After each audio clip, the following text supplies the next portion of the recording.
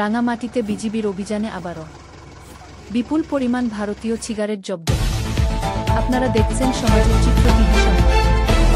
রাঙামাটি থেকে আলমগীর মানিকের ভিডিও চিত্রে দেখুন বিস্তারিত। রাঙামাটির বাঘাইছড়িতে 2 দিনের ব্যবধানে আবারও বিপুল পরিমাণ অবৈধ ভারতীয় সিগারেট জব্দ করেছে বিজিবি। গোপন সংবাদের ভিত্তিতে রোববার রাত 8:30টার দিকে মারিশা দিঘিনালা সড়কের পতেঙ্গাছড়া এলাকায় অভিযান পরিচালনা করে বর্ডার গার্ড বাংলাদেশের বিজিবি মারিশা জোনের একটি চৌকস দল। অভিযানটি পরিচালনা করেন মারিশা জোনের সহকারী পরিচালক এডি হাফিজুর রহমান। বিজিবির উপস্থিতি টের পেয়ে একটি মোটরসাইকেল আরোহী বস্তা ফেলে দ্রুত পালিয়ে যায়। পরে ফেলে যাওয়া বস্তায় তল্লাশি চালিয়ে 100 কার্টুন অবৈধ ভারতীয় সিগারেট জব্দ করা হয়।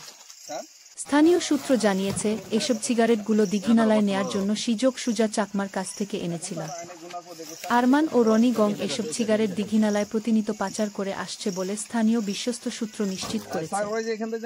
মারিশা জোনের zone commander lieutenant colonel Mohammad Zahidul Islam Zahid PSC অভিযান নিশ্চিত করে বলেন, সীমান্ত এলাকায় চোরাচালান প্রতিরোধে বিজিবির নিয়মিত তৎপরতা অব্যাহত রয়েছে এবং ভবিষ্যতেও এ ধরনের অভিযান চলবে। সীমান্তবর্তী এলাকায় অবৈধ পণ্য পাচার রোধে বিজিবির এ ধারাবাহিক অভিযানে স্থানীয়দের মাঝে স্বস্তি ফিরেছে বলে এলাকাবাসী জানিয়েছেন। এর আগে বাঘাইছড়ি উপজেলার খেদারমারা ইউনিয়নের নলবনিয়া এলাকায় মাছের ট্রাকে পাচারের সময় 1450 প্যাকেট ভারতীয় সিগারেট একটি মিনি ট্রাক পরিত্যক্ত অবস্থায় জব্দ করা হয়। সমাজের চিত্র টিভি সংবাদের সাথে থাকার জন্য ধন্যবাদ।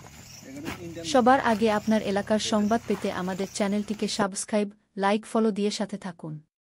পরবর্তী সংবাদ শোনার আমন্ত্রণ রহিল।